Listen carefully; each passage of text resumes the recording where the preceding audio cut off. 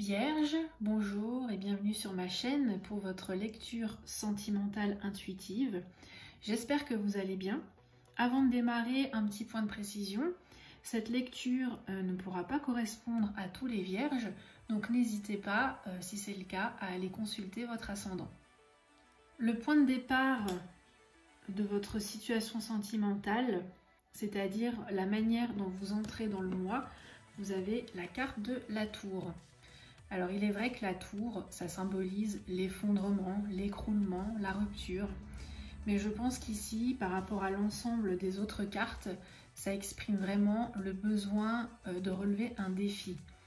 Alors quand je parle de défi, je veux plutôt dire le fait en fait de vouloir atteindre un niveau supérieur par rapport à votre situation actuelle. C'est-à-dire que peut-être là, vous éprouvez le besoin d'édifier, de construire tout ce qui devra être nécessaire pour atteindre votre désir. Il y a vraiment ici, comment dirais-je, un phénomène d'ascension, c'est-à-dire atteindre vraiment le niveau supérieur. Mais pour ce faire, voilà, il faut édifier, construire pour pouvoir justement grimper et atteindre ses objectifs. Alors c'est sûr, il y a eu certainement la destruction d'un état passé, qui ne permettait certainement plus pour vous le cheminement pour réussir à vous élever dans la sphère sentimentale. Mais dans tous les cas, vous avez osé ou vous êtes en train de le faire, donc justement de détruire un petit peu toutes ces fondations pour pouvoir les reconstruire là où vous en avez envie et pouvoir atteindre cette ascension désirée. Ce qui va vous permettre d'y arriver, donc ce qui représente vraiment votre atout, ce qui est en votre faveur, c'est l'étoile. Alors l'étoile, c'est une très belle carte, mais ici, elle est plus portée sur l'aspect spirituel. C'est-à-dire que malgré les échecs, malgré les épreuves, vous continuez à croire en une destinée qui est favorable. Et vous orientez justement votre destinée vers vos buts, vos rêves et vos espoirs. Je pense qu'ici, vraiment, avec l'étoile, il y a cette notion d'orientation.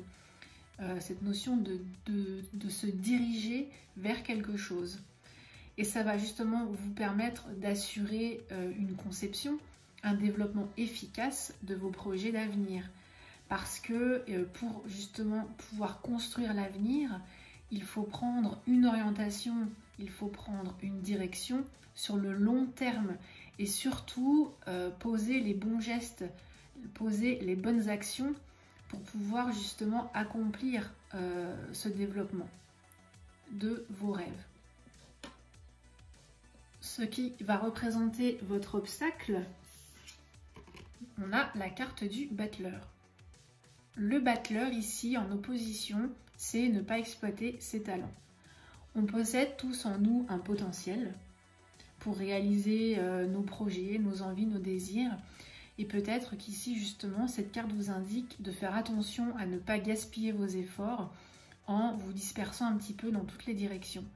D'où vraiment l'intérêt de garder la même orientation, hein, ce qui est indiqué avec l'étoile. Il faut absolument garder le cap par rapport à vos projets et ne pas vous disperser. D'autre part, le battleur, c'est aussi le magicien. Donc c'est la façon en fait dont il va utiliser ses talents pour atteindre ses buts. Alors ici, il va peut-être falloir garder confiance en vous, croire en votre potentiel pour pouvoir justement l'exploiter le mieux possible pour avoir le meilleur rendement. Parce que au final, vos objectifs, donc l'attitude qu'il va falloir adopter, c'est vraiment une attitude mentale. Parce que l'impératrice, c'est quand même une carte qui symbolise le côté pragmatique des choses et vraiment la réflexion purement mentale. Il va falloir avoir cette attitude de réflexion intellectuelle par rapport à votre situation pour arriver à la comprendre. Mais qui dit réflexion intellectuelle dit quand même de mettre un petit peu ses émotions et les sentiments de côté.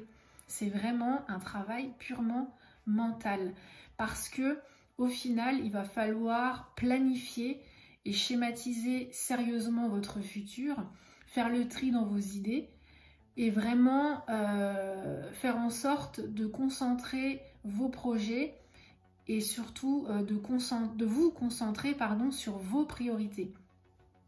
C'est vraiment une dimension théorique qui doit se faire dans la clarté d'esprit et ne pas être embrouillé par des sentiments, j'ai envie de dire, par la vivacité des émotions.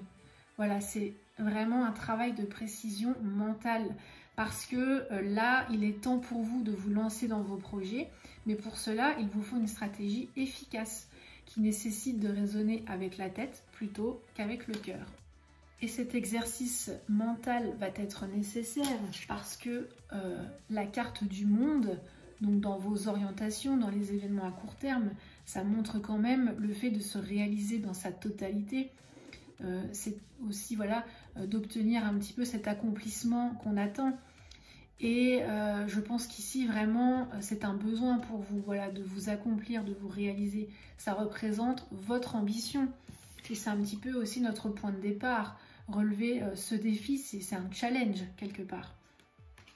Et justement, pour pouvoir se réaliser, il y a un moment, il faut que les choses, elles soient planifiées, que les choses aient une orientation sur le long terme, et une orientation qui soit solide. D'où vraiment l'intérêt, voilà, de mettre un petit peu le côté émotionnel à part pour pouvoir se concentrer et élaborer une stratégie qui soit vraiment voilà, pragmatique, sérieuse, une stratégie qui soit solide.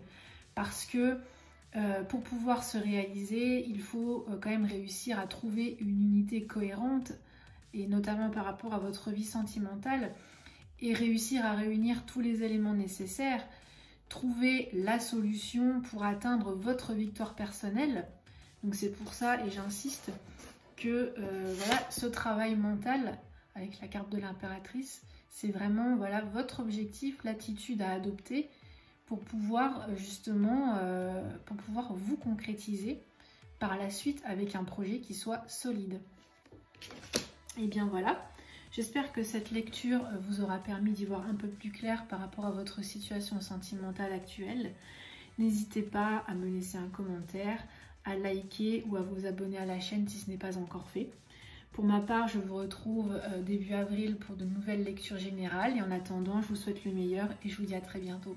Voilà, ciao ciao!